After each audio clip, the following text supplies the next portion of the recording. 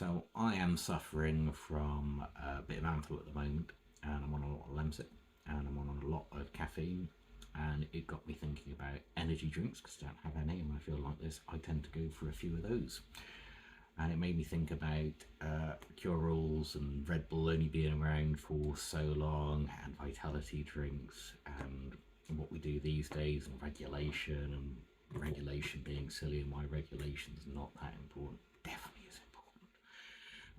Because it makes me think back to time around 1900s when people were all about radiation as a way to give you increased vitality. And there was a particular product called radithor, which is basically radium infused water. It was branded as like a cure for the living dead, and it would give you pep, and it would give you gusto, and it would give you additional energy, and it make you feel amazing. And it was a bit of a craze, and there were other products like this, and it's worth googling because not all this stuff I remember.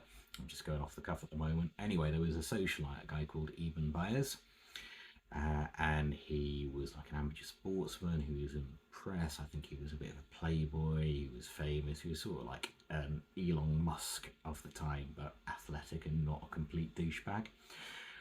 So to kind of improve his vitality after a baseball injury, he started drinking this radithor stuff, and he really liked it. He really liked it. So he drank loads of it, and it did seem to like really help him out.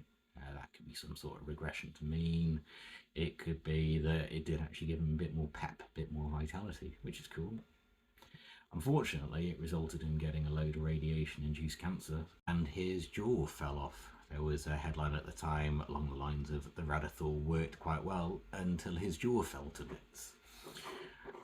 So it highlighted the risk of all these radioactive cure-alls and people selling stuff as cures. And the shyster who was selling this stuff was a Harvard University dropout who claimed to be a doctor, who claimed to know his stuff, and he got a kickback from the doctors who prescribed this stuff.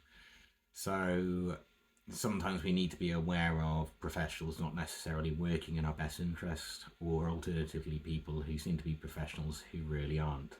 So the regulation at the time was a little bit lax for obvious reasons. It then tightened up, and the seller of this radithor stuff was banned from selling anything going forward. So he then set up a separate company, which I think was called the Radium Institute, and then started selling a number of products which again use radiation to provide pep, a cure-all type stuff. I think it was stuff like paperweights or creams or balms. The world was a scary place back then, and people talk shit about stuff they didn't know about, and so it remains. I've just checked on Google what the headline was, and it was, "The radium water worked fine until his jaw came off."